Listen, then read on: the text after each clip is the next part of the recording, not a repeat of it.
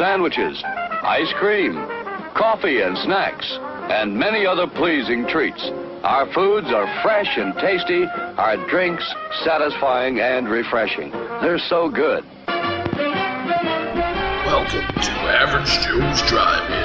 And now, on with the show. Hey everybody, welcome to episode number 94 of Average Joe's Drive-In. I am your host, TJ Washburn. I've been away for a couple weeks.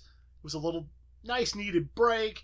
I love doing the show, but sometimes, you need that little mental respite from things, and it makes me want to do stuff better. But I'm back and ready to go, and with me this week is a very special guest, all the way from Duffyville, Mr. Mike Urchin. How you doing, sir? Hey, yo. Very well, TJ. Very well. Thank you. For those of you who don't know Mike, he is one of the stars of the internet smash sensation, The Slim Duffy Show. Tell him a little bit about your character and his backstory, because it's quite interesting for those... Okay, so my character's name is JT Smash, JT being Justice Tranquility.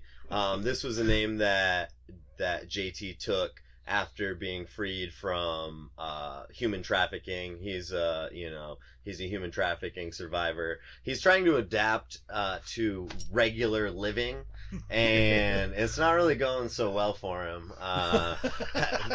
Being, what he was subjected to as a child has sort of warped his sensibilities about what's appropriate and what's not appropriate. And he doesn't have many boundaries with Slim. No. Slim being the object of his affection. He's got himself a little man crush, and he just can't let it go. So, for those of you who don't know what we're talking about here, who haven't seen the Slim Duffy Show, first, shame on you. Secondly, go to pause the show right now. Go to WC, because this is the magic of the internet and podcast. Pause the show right now. Go to YouTube and type in The Slim Duffy Show. Watch a few episodes, and then come back, and then you will be a little more familiar with what we're talking about. You won't be disappointed, and if you are, well, we'd be happy to hear about it.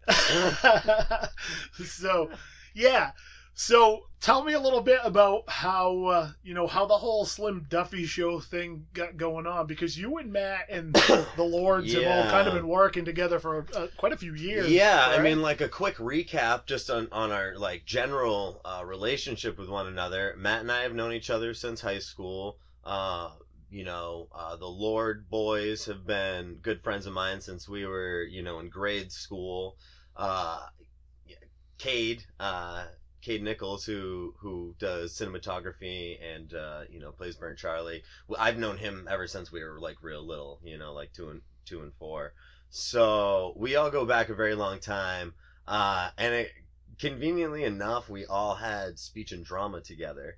So Right. that's kind of where we met Matt, and we all kind of met Matt in different ways, independently from one another. Yeah. Years go by, Matt gets into film school, we start, collaborating on projects, just kind of organically, and then along comes this short that is, just kind of about these two characters in a cemetery. And, and that was it was just a great little, clever short. I feel like that's the one episode that can be appreciated by anybody jumping into it. Right. You watch that first one, you're like, oh, this is kind of clever and cool. Right. And then you get to the second episode and it could go either way after that. But there's just something about those characters, that we sort of fell in love with. And even just like, later that day or by the next day, we started musing, like, what if those characters came back? And what if they did this? And what if they did that? You found your muse and you ran with it. Yeah, totally, Yeah. totally. And, these characters are sort of based on, they're kind of to somewhat homogenized, caricatured versions of these different, dimwits and deviants and hoodlums and jokes that we've known in our little, mid-coast town. And That's one thing I was just going to say. Watching the show and watching the characters, to an extent, they are people. If you were from small town Maine, which many of you are not, because I know some of you aren't even from the U.S. But, from small town Maine, there's a lot of colorful every town, and I'm sure it's like this everywhere, but every town kind of has its unique characters. Mm-hmm. The town I'm from, there's a guy, I don't know what he does exactly. He rides a bike 365 days a year, and he always has this little wagon behind it. And it's got bottles in it, and whatever he's getting at the grocery store. We got some people like that down our way. Maine, currently right now, we have like 5 or 6 inches of snow on the ground. We get a lot of snow, especially where I live. Last year we had 5 or 6 feet I was thinking at times. It looked more wintry this direction. Yeah, sure. It's definitely way more wintry up here. And this guy, it doesn't matter. I've seen him out in blizzards with like a foot of snow riding his bike, and it's like, what is this dude's backstory? He's dedicated. He's getting the miles. But there's those people in every town, and it's like the first time I watched the Slim Duffy Show, it was in a lot of ways like certain characters. It's like I kind of know people like that, but not quite to that extreme level. Oh yeah, there's people in our town that when the show kind of first came out and started gaining some momentum. There are people who were like, oh my God, he's based on this specific person, right? Like, you know who that person is. He's based on him, right? Yeah. Like, no, but like, I could see why you think that he is. He's kind of like, these characters are homogenized versions of these people we know. Like, my character, I worked with a guy who, how about this? I worked with a guy who was, convicted of, sexual deviancy, and he had this boyfriend, who was clearly like mentally ill, excuse me, like, I'm a 90s kid, forgive my use of the R word, but he was clearly retarded, so through circumstance, I found out through a mutual friend that he had confided in this person that he didn't like the situation he was in, and because he was handicapped, he was taken advantage of. That's not funny, but no, not at all. Not at all. But it, like a big thing of what we do is we take those like dark elements to life and we laugh at them in some capacity, whether it's appropriate or not. It's not appropriate. Oh, yeah. Yeah, that's one thing I will say. If you are very easily offended, the Slim Duffy Show might not be for you. I explained it, and I was trying to explain the show to somebody without explaining the show, because it's kind of hard to explain the show. And I said, and I mean this in a very good way, it's if you're like a fan of like the Trailer Park Boys and that type of humor, I think you would dig the Slim Duffy Show. It's just the Slim Duffy Show is a lot darker than the Trailer Park Boys. Yeah, it goes to some places that, I think it's so funny how many people have compared us to the Trailer Park Boys. I personally have only seen like a handful of episodes. Yeah. I thought they were funny, but it's always interesting to see what you get kind of compared to. Yeah. In a but it's just the way of taking those characters are done to the extreme levels. Yeah, exactly. and it's just, that's the best way I could try to describe it to somebody who hasn't seen it. Sure. Is like, it's just, but if you appreciate that sort of off humor that isn't maybe just cracking jokes, wise guy humor, it's kind of, a lot of the stuff that I find funny in the Slim Duffy Show is stuff I laugh about way after I've seen the show. Sure. It's not so much in the moment. It's when I've seen an episode I'm thinking about, it's like, that was really fucking brilliant. I like that. That was funny, And then I got thinking about it. Or you think about the episodes. And because that's one thing about the Slim Duffy Show is the episodes are so compact and short. Sometimes you kind of hit people over the head really quick with a lot of stuff. So it takes a little bit sometimes, or a couple viewings, to really be like, the shorts element was something we talked about early on in regards to, Matt had some concerns, I think, like very, very early on with length, and I'm like, we can do however long an episode is conducive to the episode. Like, they don't all have to be 12 minutes or no, whatever. no, Right, exactly. yeah. And I think that Adult Swim has proven that, and people have short attention spans, so you've got like Metalocalypse, which is Short however, attention span theater. yeah, exactly. So if you want to bang out like 15 minutes of entertainment, you can watch like 3 episodes of two episodes of the Slim Duffy Show or what have you. Yes, and I think that's a good part of our formula is keep it snappy and keep it quick. And then, maybe you'll think about it and then go back and be like, wait, I got to see that again. Yeah. Because there's those little moments in it that makes you kind of think about, or not even so much in the moment, it's after the fact. And exactly. And you're thinking, it's like, wait a minute, that totally just pieced together this other thing that happened. And now I'm kind of, that makes that way funnier to me now than it was right in the moment. And, we try to... It's pretty non sequitur. It's pretty surreal. There is a certain level of continuity, but we also like to not take our continuity too seriously in order to be able to get a laugh, because I think the laugh's more important in the comedy that we're doing. Now, the last episode that I watched was the Slim of the Dead episode, and there's one scene with you in it it was one of those like what the fuck moments. I just was like, I'm so very confused at what's happening right now. Let's take this back to back in the day. Let's go back to circa 05. The garment that I'm wearing in that particular scene you're speaking of, that was given to me by Richard Traves, the guitarist of the Divine Ruin. So there's your 6 degrees of outside of Matt. There's a 6 degrees of separation. Oh, there's several more degrees of separation. Because for those of you who don't know, two of my old bands, Tomorrow's Tragedy and In the Kingdom of Nightmares, we used to play with the Divine Ruin a lot. We did the first tour I ever did, as they always would laugh about, the Summer of Ashes tour. That was the first time I ever did shows out of state and really traveled, and it was so we were very, very close with the Divine Ruin, and that's actually how I met Matt, because he was doing the cinematography. Matt was always with the Divine Ruin. Yeah. There's video footage that Matt Enos filmed of us on tour. If you go on YouTube, you can watch what happens on tour in New England, and we're all very inebriated and decided to do a horror movie randomly in the middle. Nice. And it's very short and just, I don't know, you may or may not appreciate it, but it's quite funny. But Matt shot that.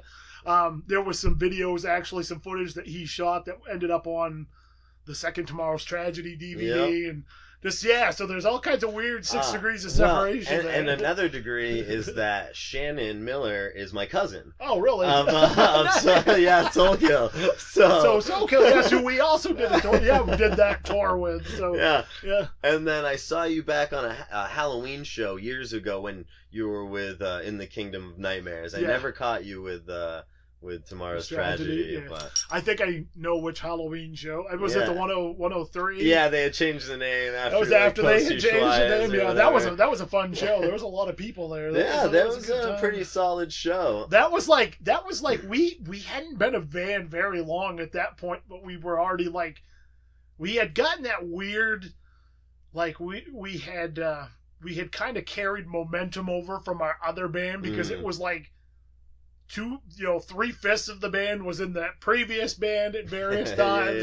Just so we started out, but that was, I think that might have been one of our first, big headliner type shows that we did, is In the Kingdom of Nightmares. I mean, we headlined a few, but that was the first one that we really, so besides that, back to the Slim Duffy Show. Back to the Slim Duffy Show. Beautiful thing about podcasting, we can talk about whatever the fuck we want, but so back to the Slim Duffy Show. But the whole costume thing just fucking, I was like, what the fuck, dude? My character is very fashionable. JT Smash is a very fashionable man, and if you watch the Slim Duffy Show and you continue to watch the Slim Duffy Show, you will see a variety of various colorful outfits. Yes. That scene in the scene where he's doing the I don't want to spoil it, but he's doing a scene from Night of the Living Dead. Fucking just killed me. Oh gosh, just I killed know. me. Some of it's just like... killed me. His face and it's Matt's facial expressions as Slim pretty much don't change a whole lot. But that scene. Oh, yeah. Oh gosh. But that scene and the way that his face, the way he's just squirming is fucking hilarious. Dude, I had to pause it because I was laughing so fucking hard. And I didn't want to, I knew, I was like, I'm going to miss this if I can keep watching it. So, no doubt. Yeah, it was just, so it's like shit like that, especially if you're a cinephile. Because I always get little references to other We've shit. got lots of small stuff. There are little small nuggets. There's lots of these little small nuggets that are thrown into episodes. And if you're a cinephile and you love movies like I love movies, you're gonna you might not catch all of them, but you're gonna catch some here and there. Yeah. And it's just like, wait a second, did he just reference that? It's and like, sometimes, a lot of this stuff is improv. We get our script, and our script is, fairly loose in the sense that we embrace our characters in the moment. And, there's multiple takes just to try to feel it out and try to have it be as natural as possible. And so in the Black Stallion Rocks episode, as Jim Duffy and JT had just gotten into an altercation, Jim walks out and he throws a quote out there from one of my favorite movies. And it is totally improv, and it just killed me. Like, I lost it, I just could not handle it. And that's one of the fun things about, making the Slim Duffy Show, is because we are just doing it for our own entertainment, and hopefully you guys' entertainment, and we really do love our characters, and we really do love doing this. We love being able to laugh while we're doing it. It does. It looks like one of those things. Like, when I watch it, it was like, you guys look like you're having fun and just laughing. And it's like, I could kind of see it's one of those things. It's like, it's one of those good situations, especially, I didn't really realize a lot of it was improv, but it's like, it makes sense the way the show goes. It's like, yeah. But it's one of those things. It's like, when I'm watching the show, there's times where you can see you guys are trying not to laugh because you're trying to hold your shit together while you're doing stuff. And sometimes we do laugh, and so you just do another take, and that's cool. Yeah. Bloopers, Yeah, so when are we going to get the Slim Duffy blooper? Well, Matt likes to save them. When we first started the show, he'd give you a little at the end of each episode, but now it's like saved for the anniversary specials. Yeah. I was going to say, I want like the Slim Duffy blooper New Year's Eve special. Oh, yeah, right? Well, I just got a new script. I haven't opened it yet, but if I remember correctly, the title is Slim's Alien Xmas. So I can only imagine what kind of antics are in store for our heroes and anti-heroes of the Slim Duffy Show. And that's the other thing I love. The show is so fucking random. It's just the most random shit, and that's why I like it. The thing about the cow conspiracy thing fucking kills me. Well, and that, that's actually, again, that story is told from, that a person told us this story. A person told us, so-and-so called up so-and-so, and they said, they said, the police have removed your cow's eyeballs and replaced them with video cameras. Now that's fucked up. He's fucked up. Don't you think? Excuse me. So the guy goes out and checks him, and this person who we were talking to, she's trying to tell us, no, he wasn't fucked up for going out and checking him. It was the other person who was fucked up for telling him that. And I thought to myself, they're both kind of fucked up. Yeah. They're both a little troubled by the sounds of things. So yeah, and then that, evolved into the Spy Cows episode. And so a lot of that is just, again, pulled from the people we know and the shit we've been laughing about for years and didn't have that outlet for originally. Right, yeah. Which is so how many, you guys are on your second or third year of doing the Slim Duffy Show? We have celebrated our 2nd year anniversary, so we're into our third year. Third year. I was thinking, you were like getting around that point.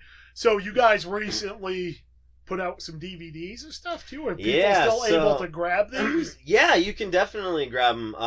You can certainly I'm not a big tech guy, so my slang might be off. You can, I guess, private message the Slim Duffy Show, and work some business out with Mr. Slim Duffy himself.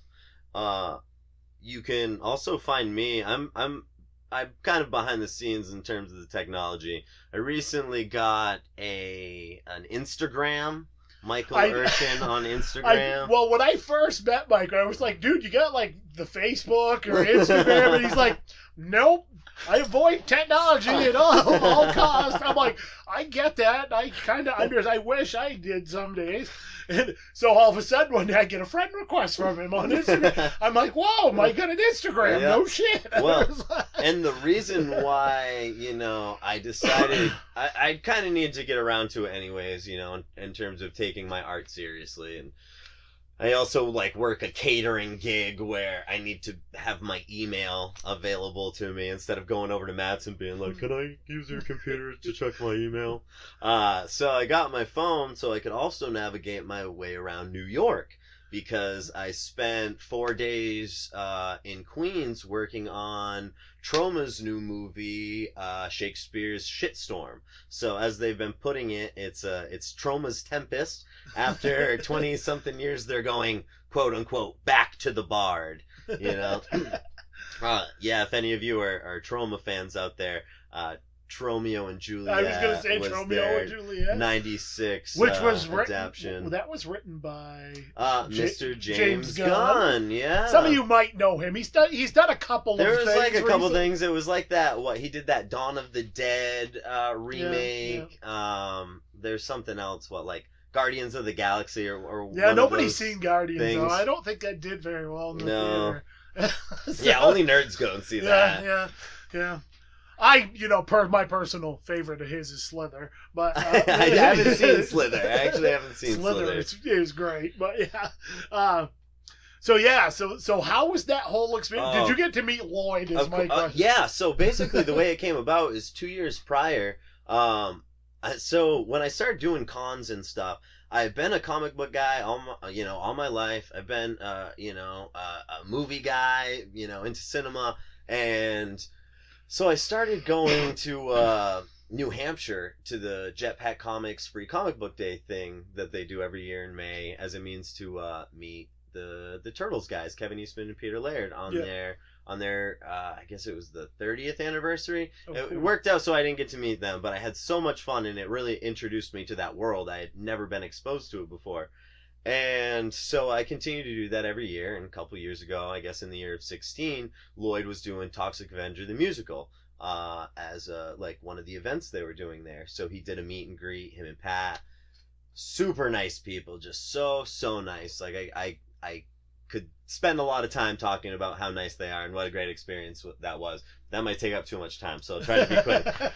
But it was a very super awesome time getting to interact with Lloyd as a person, in a very social context. There was a little after party at this small bar. It was very cool. He told me I was funny, which for me was the greatest compliment I could hope to receive. Flash forward 2 years later, I'm talking with him in an email about just some generic shit that I can't even remember.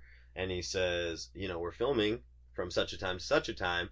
If you want to come to New York and have a cameo in Shakespeare's Shitstorm. So I just had a holy shit moment. And can I do this? Of course I can. I can't say no to this opportunity. Right. I have to make this happen. Fortunately, my boss, where I work at a local food co-op in Belfast, is also a nerd. And so when I told him about the opportunity, he's just kind of okay, I will give you the time. Yeah, we'll figure that out. We'll make it happen for you. So, I trekked down to New York, and yeah, I got to spend 4 days on set working on the movie, and it was great because I got to meet Lloyd as a person, and this time I got to work with Lloyd as a director. I didn't work with him as much directly. I was working a lot with Zach Amico, who is doing stuff for Capital Wrestling, which is out of New York now. He's doing like talent scouting. He played Zach in the Return to Nukem High, Volume 1 and 2, and was just like a super nice guy. I can't remember the name of who he's playing in. Antoinette, maybe? I could be totally lying.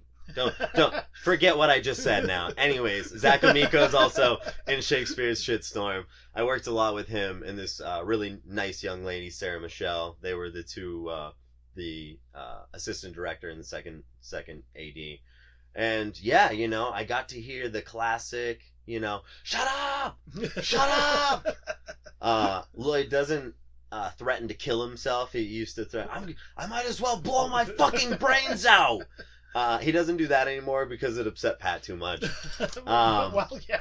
But yeah, it was great. Again, if you guys are Troma fans out there, you're familiar with the meltdown. So my first day on set, I literally spent the whole day melting down with green powdered sugar all over my face and being spritzered with green water and just, convulsing to like the best of my abilities. And it was like, I'm in a Troma movie, like, holy fuck, Toxic Avenger, like, yeah. The synchronicity for me is I used to watch this one particular episode on VHS of the Toxic Crusaders as a little kid. I had like a couple of the action figures I played with, just thought they were so awesome. Flash forward to being like 17, going into the movie gallery and finding Citizen Toxie, the Toxic Avenger Part 4, and being like, this is a movie? Like, there's a live action movie? And just having my mind completely blown as far as like what a movie can be and what cinema can be outside of the Hollywood realm. Oh, yeah. I mean, like, with me, see, I first became aware of the Toxic Avenger when I was probably like 8 or 9. Mm-hmm. I went to a friend's camp because we were going to a Red Sox game, so I was spending the weekend at his camp and stuff. Well, his family was from New Jersey. Sure. So in the bar area of their camp, they had a giant, one of the cardboard cutout promos of the Toxic Avenger. Yeah. And I was just like, enamored, I was right? like, what the hell is this? And visually captivating. So fast forward maybe 3 or 4 years later, I can't remember if it's part 2 or 3 where he goes to Japan to find his part two. That was the first one that I got to see. Okay. Like we had one of those old gigantic satellite dishes that are like. Oh, I remember. Yeah. Now at this point I had watched Night of the Living Dead 90, and I'd started kind of like I had watched some horror, and I was kind of really getting into horror at that point, and I watched that, and I just was like, I loved it. I was like, and I will admit up front, I'm not a huge Troma guy. They're hit or miss with me, and I do like a lot of them. Mm-hmm. The original class of Nukem High is a fucking classic. Nukem High is great. I want to just plug Poultrygeist because I feel like that is like just a gem amongst Troma movies. Poultrygeist, Night of the Chicken Dead. Please watch this movie. So that was, and I saw the second, like I'd never seen the first one. I never saw the first one till I was probably like 17 or 18. But I watched that second one and it's just bat-ass, bizarre, weird movie. But it was so much fun and it was so silly and just over the top. And they like treat it like a cartoon, It's like Troma movies, the way I think of them, it's an amalgamation of an action movie, a superhero movie, a horror movie, kind of like a sexploitation flick, and a horror flick. And they just try to cram the genres. You get the cartoon sound effects. It sounds like you're watching an episode of Looney Tunes at points with a boing, and stuff like that. In Toxie too, he like mushes the dude's nose with a friggin' with like a fish press. The guy's nose looks like a fish, and he just weird shit like that. But it stood out to me because it was like, what the fuck? I've never seen anything like this, Yeah. If you think that's weird, like wait till you see the effects on Shakespeare's Shitstorm. Oh my gosh. You can see some of the pictures on my Instagram. I got to work with Eric. What is your Instagram, by the way, so people can find you? My Instagram, you can find me as Mike Urchin. It should pop right up. You'll see me looking quite glamorous in a bit of makeup with a Fu Manchu. So please take a gander if you're so inclined. Yeah, I got to work with Eric Fox. He worked on Sharknado 3 as special effects guy. He did the Gremlins fan film, Gremlins Recall, which was pretty cool. Which I have not seen. Yeah, it's a pretty cool premise. He just recently did some work on a Muse music video. And yeah, it was great working with him. I got to work with Debbie Rochon, you know. Like, I got to meet Dr. Chud of the Misfits. I hate you. I hate you. Yeah. It's just like, it was so cool and so chill, you know. A very, very cool experience, you know, for a little country bumpkin like me to go to the big city and work on a Troma movie, you know. Working with Lloyd was just so radical. I eventually got to hear like a breakdown. It was the last day on set. I was there from 9 a.m. to I think like 11 or 12 p.m. that night. Wow. Everything was like not getting set up the way they were shooting for, the way they were hoping. It was just one of those types of days. Which if you know, happens, I think doesn't matter where you go on a film set. Doesn't matter what kind of job you work, you know? Oh, exactly, or a job. In my limited film experience, I mean, I think, and you talk to people who do films, you may have a week of greatness, but there's going to be one day where everything goes wrong and nothing goes right and everything's fucked up, and it's just, you know. Yeah. It sounds like it happens no matter whether it's a low budget or a big budget. Oh, totally. You know, and so it was just one of those days. We finally get called in to the set. We were shooting a yacht scene, and eventually we were going to do the big shitstorm effect, where we all get covered in poop, which was pretty fun. And so, you know, we shoot some stuff, and Lloyd and Doug Sackman, who, if you are a Troma guy and you ever watched, what is it? All the Love You Cans, he's Kabuki Man in that, and he Sergeant Kabuki Man, yeah, NYPD. Exactly, Sergeant Kabuki Man, NYPD, and he also has he's played Kabuki Man for a long time now. He also just recently worked on a new Cannibal Corpse music video. Oh, nice. So he and Lloyd go way back, and they're having this total moment of like, Lloyd comes blowing out, and he's like, "Whatever, Doug, whatever. Set up the shot however you want to. I've only been making movies for 50 years, but okay, Doug, you win, you win." And it was this okay, and so Doug's like, "Lloyd, I'm not trying to win, you know, I'm setting up the shot. No, Doug, you win. Do it however you want to." And it was totally that moment of like, when you're at your best friend's and he gets into a fight with his parents, and like neither of them feel good about it, and they both feel really bad, and you can tell. And it's projected onto you. But there's still that fight going on. And then they kind of like part ways, and there's just that like uncomfort. So I'm gonna go find my little corner. Yeah, that totally happened. And then it's like, all right, actor person's back to holding. And so Zach comes out, and he's like, "Is everybody okay? You know, everybody good?" He's like, "I assure you, we were all friends before this started, and we're all going to be friends in a couple weeks when we're done." And it was just like a really great moment, you know. Like, I'm sure that they were pissed off, and I'm sure it wasn't a great moment for them. But as an outsider looking in, you know, like, looking for the quote-unquote Troma experience. You know, there's no shitting in bags or eating cheese sandwiches, you know, from craft service, but there were those couple shining moments of, you know, shut up and whatever, Doug, you win. Yeah, had a blast, met a lot of great people. Shout out to Troma D and Mad Maddie in Canada. We met and were like instantly attached at the hip from like that point on. Dee's been a Tromat for 20 years, and Maddie's been playing Toxie at like the Canadian conventions for like, and 10 years now. somewhere Slim Duffy shed a tear because of you. He was jealous and yeah, didn't know it. You know? Totally. We at the Slim Duffy Show just did a convention recently. Our first convention. It was a Pine State Con in Bangor. I think we scared our crowd mostly. It was hard to get people to even take cards at some point. People didn't want to look at us. We were all in character, which I think was good in the sense that, if you can't handle us just at a table, then you probably shouldn't watch a Slim Duffy Show. Probably not. Well, like, our setup looks so good. We've got colorful posters. Yeah, I saw the photos. The photos. Yeah, you guys put and up. we had a little TV of just kind of like promo clips, and I didn't understand why more people weren't stopping. It's because I didn't stop to think about other people aren't like me.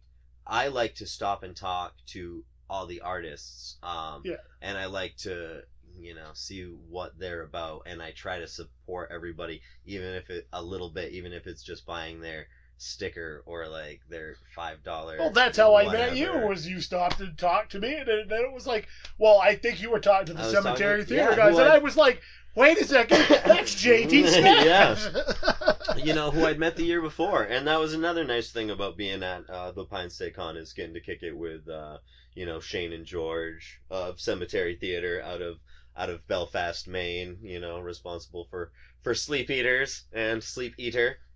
In my upcoming short film, Chum, yeah, can't forget about it. Just cram as many plugs as we can. That's right. No, we have no shame here on this show. Whatever, we plug as much as possible. Support local art, and what other way are you going to support it if you don't, give a shout out to those people who you like and respect as artists, and whose art you appreciate. That's one thing that I've loved about having the podcast is I have, and then part of the big reason I started the podcast was, one, I would like to talk about movies because I am a movie nerd. If Mike's in my office right now, surrounded by like 1,000+ movies, yeah, that's great. And I like to talk about movies, but I also have a really diverse and awesome set of friends who are very talented at what they do in just different backgrounds. Yeah. Everybody from like my friend Rachel from the Divine Ruin. Rachel's been a longtime friend of mine as well. She's an amazing musician, but she's like a badass hair slayer. She does like that is an art form though. People that can do that, the shit she does, to me, that's an art form. And she was most recently doing that art with the like spray paint art or something like that. Yeah, she does artwork. Yeah, and she models. People who are creative typically aren't only creative in one way. Most people are creative in a specific way that they express themselves mostly. And then, we have a bunch of these other little hobbies and things that we like to dabble. Oh, yeah. Like I've always said about me, I think I'm an okay writer. Yeah. I was an okay musician. Yeah. I'm an okay podcaster, I guess. Yeah, totally. Whatever. And I'm an okay actor.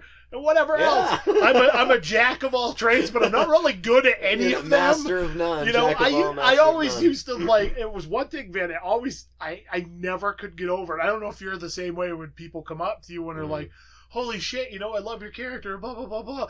I would have people come up to me at shows and be that, and it's just like, oh, I suck. I'm really not that good. I think I'm a good front man, but I'm a terrible singer. But I'm glad you guys let me. Please come back to another. Yeah, don't do that. And it's weird because I find a lot of artists, no matter what their palette of art is, are very self-depreciating as far as... I think that's true, too. And I would never, I would say that kind of shit to my friends, but as, if I'm facing the public, I'm never gonna fucking crack. I'm gonna, I'm gonna bring that rap game, and I'm gonna bring that bravado. Oh, not me. Not me, man. I was always that guy that's just like, I can't believe you actually like us. Well, here, have a sticker. That's great. So that's just how I'm always, that's just me and my personality. I do really appreciate all of the support that we've got, as the Slim Duffy Show, because we are a very specific kind of humor. It's very wonky. We all think it's hilarious, we all being the Slim Duffy Show. Right. And so when people who are not our friends or family approach us with good feedback, it's really nice because it's like, okay, this is funny. It's not just funny to chaos. Like, it's actually like it can hit people. It's just a matter of it gaining momentum and reaching that audience. And I think it's one of those things that if you guys keep doing it, it's gonna keep slowly building an audience, building an audience. It's one of those things. Like, I think so many people, when they do something, they expect instant success. And if they don't get the instant success, then it's like, well, Jesus, I'm failing. No, you're not. Like, how gratifying could that really be? Like, I don't think you appreciate it as much. No, like, if you work for it, like, okay, I love musicals, okay, but I like weird musicals. So Repo the Genetic Opera is on my list of, like, I love that movie. It's so good. I think it's Cannibal the Musical. Cannibal the Musical. Troma.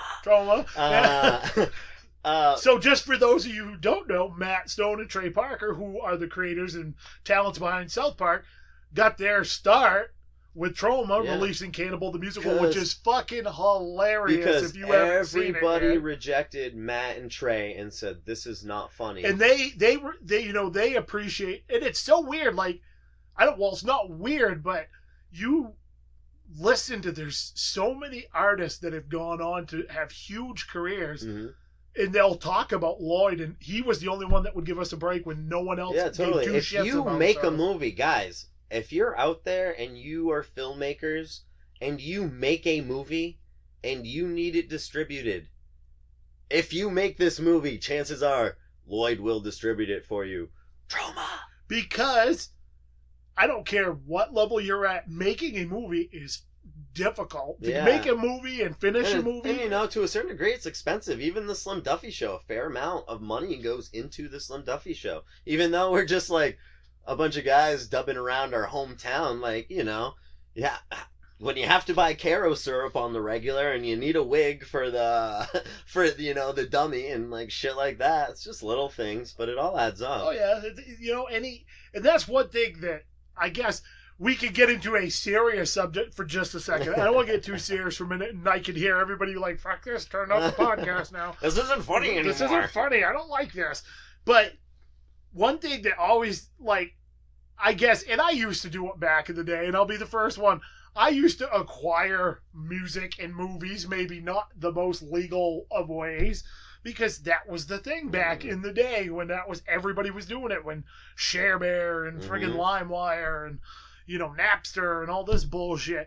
But it's when I started, I mean, I've played in bands and stuff for years, but when I actually started playing in bands and playing shows and saw how much, it never dawned on me that it costs money for somebody to make this. I was always just like, fuck the big companies, they have millions of dollars.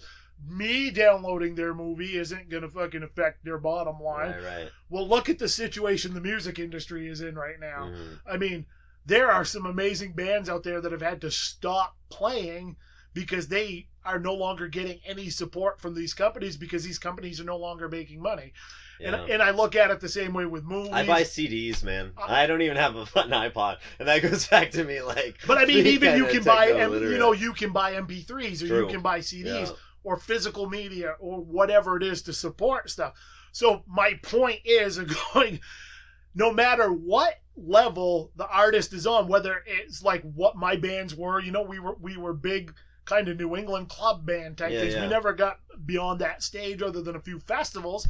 But people used to tell me all the time that I work with, oh, you guys must be making, $500-600 a night, playing. No. I'm like, dude. And then split between how many people? I was like, we made $50 to drive all the way to friggin' Worcester, Mass. $50 to fill our van, which is $50 in gas isn't even going to get us to Worcester, let alone back from Worcester. And, I said, at the time, we thought we were living large because we had food riders and we were getting like a Domino's pizza and some cold friggin' chicken wings. And we thought that was the shit because it took us 8 years to get to that point where we were getting pizza $50, guaranteed $50. And then if we did really good and sold a bunch of merch, we might have enough money to actually not cost us money out of pocket to get home. Totally. And we did that every weekend, sometimes twice a weekend, It was So I don't think people have the misconception of, oh, you're in a band that travels and plays out. You guys must be racking in the money. And we're breaking even, and we love what we're doing, and we're trying to just like keep rocking, you know. And I would tell them $50. They're like, oh, $50 a piece. This band. I was like, no, that's for the whole band, and that all goes into gas. And rock isn't like a profitable genre, I don't think, as much as I love it, you know. Like, even when we'd play out bar shows, dude, you know, we would go play, and people were more interested in spending their $30 or $40 on booze than they were buying our CD or a shirt for $10 or $15, you know. But so I guess my little sidetrack thing is, no matter what the level of the show is, if you dig something, if you love the Slim Duffy Show, put $5 in an envelope and mail it to the Slim Duffy Show. I'm sure they'd appreciate that. Buys them a couple bottles of Caro syrup, you know. Yeah, I mean, shit. If I'd never, you know, thought to ask you guys out there, but you know, certainly if you feel that you care about the Slim Duffy Show that much, you know, you were think of the hours of entertainment they have given you over the last 2 years, and think of, you're gonna spend fucking $5 on a Dunkin' Donuts coffee, okay, or a latte, or Starbucks, or whatever you kids are drinking these days, and you know, Jack Daniels. So you take that $5 and squirrel it away, put it in a little envelope, and just write, "I love Slim Duffy" on a little note. Maybe send some nudes to JT, and you know, mail it to him. And I'm not saying this because these guys, I'll be upfront, did tell me to say that. I'm saying it because I like the Slim Duffy Show. It's awesome, and I'm doing my thing.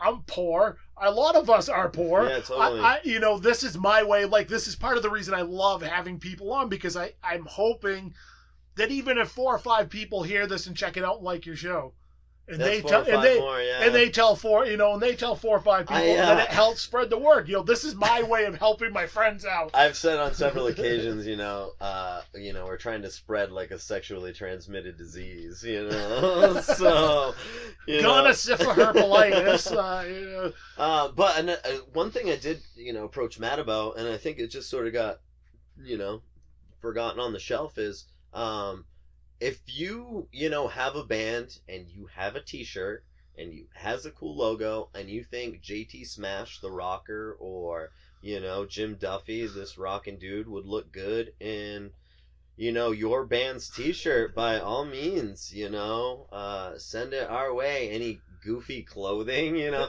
just shit like that. I so wish that I still had any of my band merch, because I'd give you something to throw. You know? Damn, yeah. I don't have anything other than a few CDs and some stickers. It was cool getting to, you know, plug Sleep Eaters in, what episode was it? I can't even remember. That's irrelevant, because it was just cool getting to, like, you know, kind of show a little support. And then, you know, watching the movie Sleep Eaters, they, you know, you see a guy reading Escape from Jesus Island, which is Sean French and Mortimer Glum's book. Shout out to Sean, who was a guest on the show. Oh, cool. Yeah, I've known Sean for quite a while. Nice. So yeah, Sean's a good guy. I'm really sad that book is coming to an end, or came to an end, or what have you, but I'm glad that Sean's, you know, doing his thing and working in the video game industry. If you haven't checked out Epic Tavern yet, it is available on Steam, and it's Black Friday winter sale Steam time, so you should be able to pick that up pretty cheap and support somebody awesome. Get onto it. And get onto it. So yeah, and I that's great. I love to see my friends. This is another thing, and it's always weird, and I've always find it weird to people say, am I the only one who gets excited when my friends achieve success in something they have tried? I get so fucking excited. I think I get like annoyingly excited sometimes. I can't stop telling other people about it, and I almost feel bad because I feel like it's like, dude, I'm so excited. My buddy's getting to do this. I don't even know Ben Bishop very well. Yeah. You know, he's a local guy.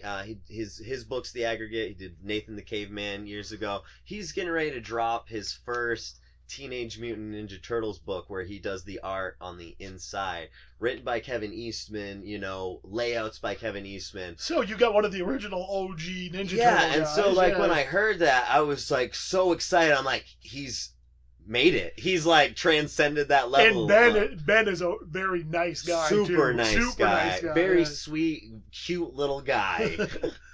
But yeah, it's like, man, I just love it. So I tend to get excited when talking to my friends about stuff that they're passionate about and they're doing awesome things. And I get excited because I like to see them excited, and it's infectious. Get excited about your friend's shit and support it. And if you're not getting excited about your friend's shit, you should maybe reassess your relationship with them. I get excited about my friends that I'm not even like super close with doing shit. So, you know? like, I've been so excited to come do this podcast. TJ and I met like less than 6 months ago, I think. You know, but last spring, yeah, it was like totally. April, something like that. But it's just kind of like, you know, it's that small town, small world thing. Even though we're like a couple hours apart and have only just met, you know. Maine is a giant small town, even though everything is spread out. It's really peculiar that way. It's weird how like you'll run into people and be like, you know, talking about something, and somebody will bring up, oh, well, I know so and so. How the hell do you know so and so? Oh, well, that's my wow, I know them too. You know, it's just like I got to work with the actress Amanda Flowers on Shakespeare's Shitstorm, and she's from Maine, you know, and so it's always cool to see, you know, those little ties. Yeah, that's very cool, and it's one thing I like about Maine. It for all its, like any place, it's got its faults and it's got its quirkiness that drives me nuts sometimes. But then there's the other side of things here, like I said, where so much of it feels like one big ass small town. Yeah, totally. Like when you run into people, and it's just, I don't know, man. I'm not a worldly person. I haven't traveled a lot outside of the U.S., but it's coming to Maine and then going to other places. There's kind of a different vibe here, and at least I feel like it is. That there's more of that, just hey neighbor, come on in and have a cup of coffee, you know, thing. So I'm on the street in New York, in Flushing, you know, like the nanny. Yeah. And so I'm in Flushing, Queens. I'm standing on the street because like my Airbnb is like a pretty nice room, and I'm a weird claustrophobic where even though the room was small, it was fine, but it had this coat rack that was like totally in my way and bugging me the fuck out. So when I was like there, I was just pacing the street, and this woman kind of like comes around the corner and she's walking out, and I'm like, hey, and she's like, what's up? And I'm like, oh, I'm sorry. I'm not Please from don't around. kick my like, ass. I forgot I'm in New York. Like, you can't just say hi to people because they think I have an ulterior motive. What are you trying to sell me? Are you going to mug me? Yeah, and I'm like so fucking friendly, like, you know. Even in my town, man, I'll see people all the time I don't know. Just give them a little head nod, like, hey, how's it going? Yeah, You know? totally. Randomly drive by somebody. Hey, don't know who you are. I'm waving to you. Yeah, we're just being social around here, huh? We always laugh. I don't know, like, way down your way on the coast. Yeah, mid-coast. What? I'm central. I literally live. Milo is almost exactly smack dab middle of the state of Maine if you look at it on a map. Word up. I mean, we're pretty much like dead center. I'm pretty much 2 hours from everywhere. Yeah, you were like literally 2 hours from like my home. I'm 2 hours from Pascal. Yeah. I'm about 2.5 hours from Portland. I'm about an hour and a half from Jackman. Yeah. I'm 2 hours to Washington County. No shit. 2 That's hours funny. to it's just. I guess it's convenient in a sense. It's convenient, yes, and But also, it's but kinda it's also inconvenient in a in the middle of nowhere. There's like nothing around No, me. I know when you said that there was a Rite Aid across the street, I'm like, whoa, there's a Rite Aid across the We street. got a Rite Aid and a Family Dollar here, Yeah, son. right next to each other. Right Holy next to it. shit. They're competing. There's like turf war. Is there And now? They go out, they throw down in the morning. It's good Oh, times. fuck, You man. should- Yeah, these This are is hard what- streets around This here. is what I do in the evening for fun in the summer. You watch the Family Dollar and the Rite Aid. You know, they close up at the end of the night, and it's, you know, shit's about to go down when they come out at the Talking same shit time. as they're walking in the car. Oh, yeah. Your generic medication prices aren't as good as ours, bitch. I'm gonna kick your ass. You know? Straight up. So this is the life I live in my small, secluded little town. So And my biggest worry that's here, most Townsend Maine. my biggest worry here is when I was younger and dating is making sure whoever I was trying to date wasn't a cousin. Yeah. So yeah. Oh man, that just happened to my cousin recently. He dated our cousin for years. None of us knew, and so it kind of like comes to play. And she gets a hold of my mom, and she's like, "Does this mean that me and like?" Yeah, and I was laughing so hard. I'm like, you fucked your cousin, bro. God, I didn't fuck my cousin.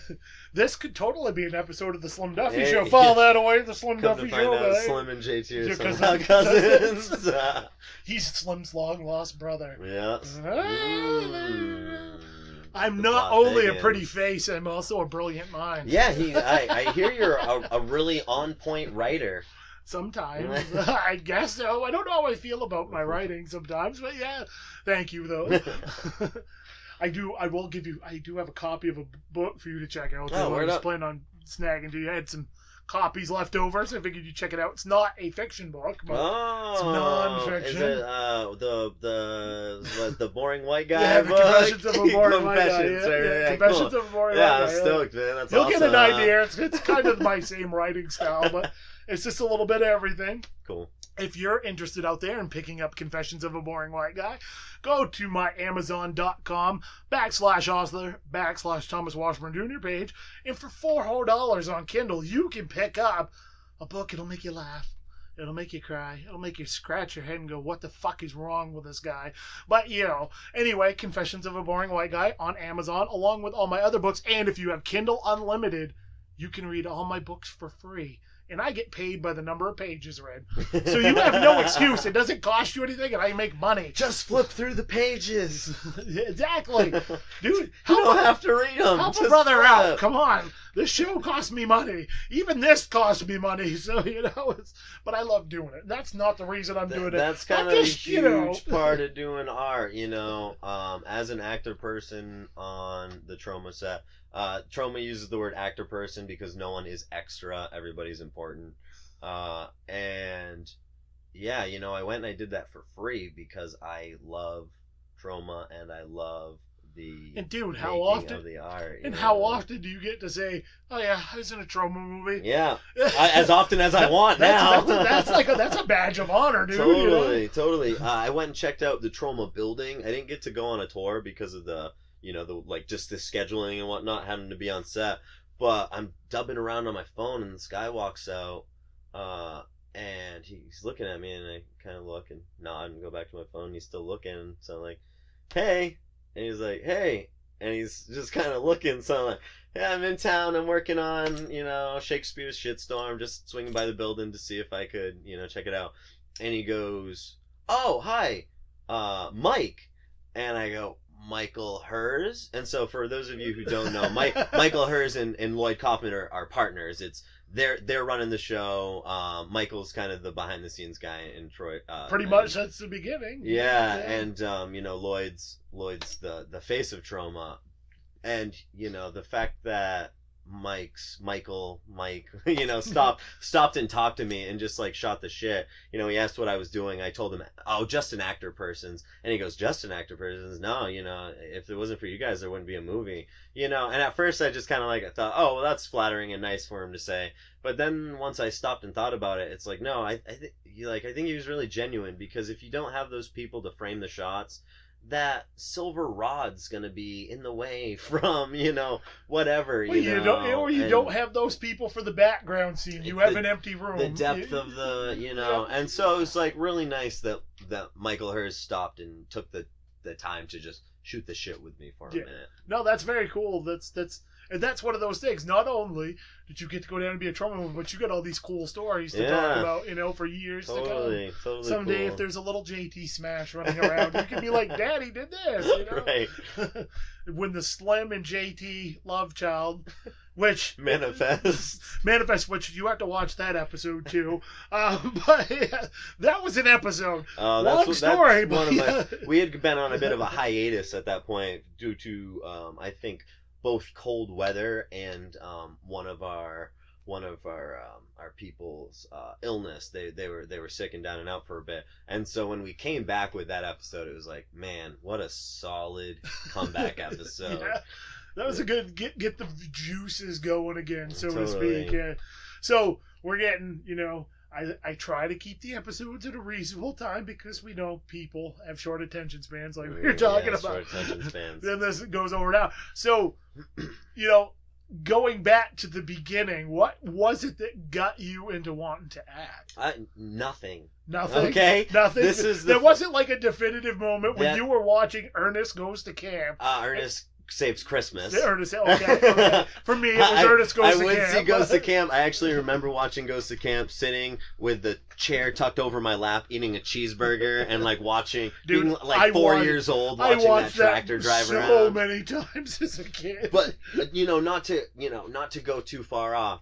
You asked what made me decide I wanted to be an actor. Absolutely nothing. I've always just liked movies. I've always had a big imagination. My cousin and I used to play action heroes, run around the woods, pretend to be Schwarzenegger and Van Damme and all those guys. Me and my friends used to recreate Red Dawn. Yeah, totally. So that was always a huge part of my childhood. And in Maine, of our generation, there weren't all this like computer bullshit. Like you went out and you played. Like you actually experienced I didn't have a choice. childhood. My mother was like, listen, supper is at this time. Yeah. You Get out Your until dad just then. got done working a night shift. He's going to be sleeping until about supper time. Don't come back in the house because he's going to scream if you make any noise. Totally. So that's just always been a part of, my personality. I think I have a naturally kind of flamboyant personality. People used to think I was gay all the time, which is really funny. If you've seen the JT character, then obviously you might think that. But aside from that, I personally don't think I come off as like overly gay, though I do have very feminine, exuberant qualities. So I took speech and drama as a means of fun. Matt's a friend of mine who makes short films. Right. When you're making short films with no budget and no actors, you resort to non-actors and your friends. And so as a non-actor, what do you become? You become an actor, through means. And it was just recently I heard what's his face from Cabin Fever, the lead there from Boy Meets World, please help me. Hunter, what the hell is his last name? Hunter something. Yes, that guy. He said in the commentary, he has a solo commentary, that it was, Ryder Strong. Right, yes. Hunter was his character in the show. Yeah, Ryder Strong. So, he says, like, if you ever played and had an imagination, you can be an actor. And one thing that's fun about our show is, like, we're basically playing. We play everything to kind of a cartoon level. And, that's what made me want to become an actor, is that I was already doing it, and I believe in my friends, and I believe in our ability as a group to be able to continue to make funny shows, and then being a fan of Troma and having a love for Troma and a love for Lloyd and a love for the independent spirit of cinema. It's like, okay, I've got to take all of the opportunities I can to just live my life as best as I can, have as much fun as I can, and pursue my general interests. Like when you're working 9 to 5, that's great. Like I've got a 9 to 5. It's 6 to 2 Monday, Tuesday, 12 to 8. 6 to 2 Monday through Friday, sir. So we're all working. But when you can do these things to kind of break it up and just have fun and rub elbows with interesting people, then, man, take the opportunity. If you've ever thought about making a movie, take the opportunity to buy a shitty camera and start playing with it. If you've ever thought about being an actor, go to your local, your local, playhouse or whatever, and like just do it. And this is a great word of advice. I'm lucky that at the advanced age of 40, I got to I've done a couple things with friends, and it was just something fun to do. It wasn't too serious, but I actually got to go down and be a part of the short story Shane and Cemetery Theater was adapting. Yeah. And got to have a couple small, little parts in that. Dude, and I was I used to do plays and stuff when I was a kid, and I always loved it, but I always figured that's not something I can do. I'm from Maine. Yeah. I can't be an actor. I'm not good enough looking. I'm not good enough looking. I'm not blah, blah, blah. Whatever. You know, again, going back to the self-deprecating friggin', you know. Don't do that, bullshit, TJ. bullshit. You're awesome. You're special in your own ways. I've been called special before by many people. But but going to do that and then going down and doing it, I was like, man, I kind of kick myself in the ass for not giving this more of a go when I was younger, because I had so much fun doing it. And I was like, I think I'm okay at it. I don't know if I suck or not. Well, I haven't got any feedback the great yet. thing about, independent and B movies is we all kind of suck a little. But that's part of the charm. What's the charm? Like, I just literally got like 33 full moon features in the mail because they were having. I got a few of those. They were having a Halloween sale, like 50% off. So I just bought a pile. And you watch those, and it's cheese, and there's lots of bad acting, and sometimes there's really good acting, and there's like some really great effects and some not so good effects. It's so weird watching some of those movies though, because there's so much disparity between some of the acting and effects. Like, it goes from like, yeah, that's cool. Oh, this person's really good. That person, not so much. And it just, but it's like, that's part of the charm of those films, is like, it really is. And if you're watching this kind of stuff, it's because you want entertainment and not because you want like, highbrow art. Well, it's funny because, my cousin was over. We watched a couple episodes of the new season of Mystery Science Theater 3000, which are fucking awesome. Mac and Me, one of the best episodes ever. But we were watching that, and we were, before, him and I were just chatting a little bit in between, and, back during the horror-thon, I don't give movies a shitty review very often. That's just me. I always can find something good about it. I can always find something enjoyable. I watched Pumpkinhead 2. Okay? There's fucking nothing enjoyable about that other than the effects are good.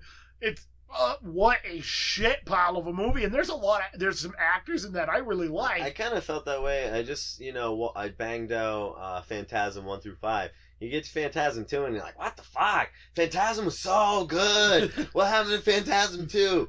Fortunately, like, after that, they kind of, they're pretty good. Again, I don't really give really bad reviews either. Yeah. I'm pretty, like, I always can find, if I give a movie a 3, that means it's not very good. I hate Army of Darkness, but I'll still always watch it when I'm banging out Evil Dead. Because I love Evil Dead. I love Evil Dead 2, but I hate Army of Darkness. But now, you gotta just watch it. Now, a movie that I just give a pretty good review to not long ago that I see this summer, that I see now a lot of people like, oh, fucking movie's awful, can't stand it, was The Meg. I thought that was a fucking blast. Two of my friends had one of them was on Your End, so funny, it was great, it was silly, and the other one was like, it was a lame Jaws ripoff. Dumb. It has nothing to do, like I said, if you went into that movie wanting Jaws or Deep Blue Sea, not your movie. You're going to be fucking disappointed. It's more akin to like Sharknado. That's what I was thinking. It's more akin to Sharknado. Think Sharknado with Jason Statham and a bigger budget. The Hollywood version. It's that just big budgeted effects, dumb, doesn't make any sense, full of plot holes. It's fucking hilarious. I laughed the whole time. Thought it was, and it's intentionally funny. They're cracking jokes and making these little stupid things, and I'm picking up on little nods to things they're doing and just laughing my ass off. I think the problem is, like all art is subjective. Mm-hmm. Just because I don't like something doesn't mean you're not going to like it, or vice versa. So this is the thing. Reviews, I always, and I can't remember, I would totally give them credit for this quote, and I can't remember who's the one that said it. So if you're out there and you're listening to this, please take credit in some capacity. Yeah, exactly, because I would give you credit if I could remember who the hell said it, but they were like, find if you're listening to a podcast or whatever that does movie reviews, and you constantly find yourself going, they're full of shit, man. Oh, what the fuck's wrong with them? You're probably listening to the wrong fucking podcast. Yeah, clearly. Find the podcast that, unless they're entertaining and you enjoy it, like this one, because I'm sure there's a lot of people like, what is wrong with this guy?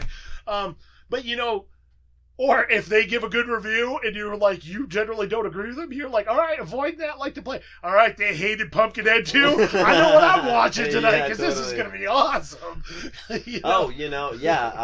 Slim Duffy or Matt Enos, myself, and Cade Nichols, Burnt Charlie, we all have very similar tastes. And then you throw Rod Lord in there, Rusty Fuck, and, like he saw Fargo and was like, yeah, I was like, what the fuck? You guys have, like your taste in movies, like I have my taste. I thought Wild Hogs was really good. Like, okay, man, totally, we all got it. Paul Blart Mall Cop, masterpiece of cinema. But hey, whatever trips your trigger, man, whatever is your thing, and that's the thing. That's the beautiful part about art.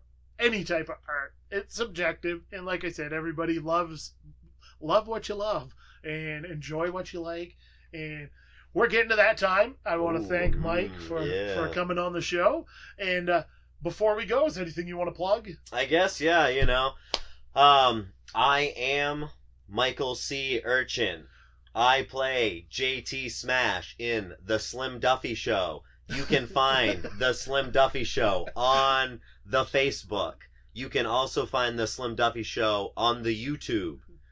You can find me, Mike Urchin, on Instagram as Mike Urchin. You should have no trouble finding me. Spelt like the C anemone. Yes, Urchin. Also want to give another shout out to Troma, and to Lloyd Kaufman, and to everyone involved in the Troma team, Troma Ron.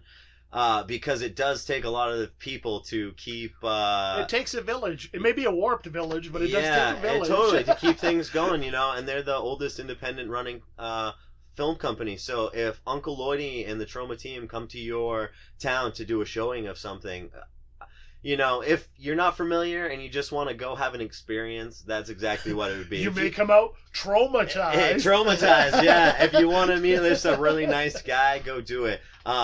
Keep your ear to the ground for Shakespeare's Shitstorm. I'm super stoked about it. Some of the effects are fucking wild. All the little cameos I cannot wait to see. Whether I actually make it on to the screen or not, we'll see. But either way, just want to plug The Slim Duffy Show and Troma's Shakespeare's Shitstorm. Thanks for having me on, TJ. No, thank you very much, man. We will definitely do it again. Thank you for actually coming to the Casa de Average Joe's Drive-In. I really, I'm saying this on a podcast, but I really believe in the human connection, and I really believe in experiencing life in life and not through technology and through media. So even though this is great to be able to connect to all you guys out there, it was very nice to get to come and sit with you, TJ, and be able to have this conversation. This is nice for me because if most of you do or maybe do or don't know, 90% of my interviews are done online because people just...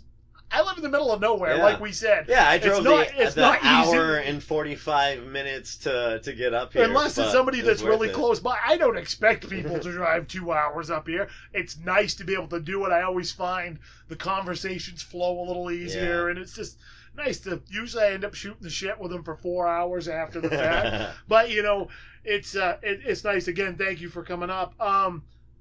So the little break is over. Mike is the first guest. We decided I wanted to ease you back in with something awesome. So this is good. Review cast next week. In 2 weeks, Jamie Gagnon will be returning to talk about more of his work on season 2 of 911 and whatever else Jamie has been up to in the world of Hollywood. So it'd be cool to get Jamie back on again. It's been a while, I think, since last winter. I think was the last time I had Jamie on. Word. So be good to talk to him again.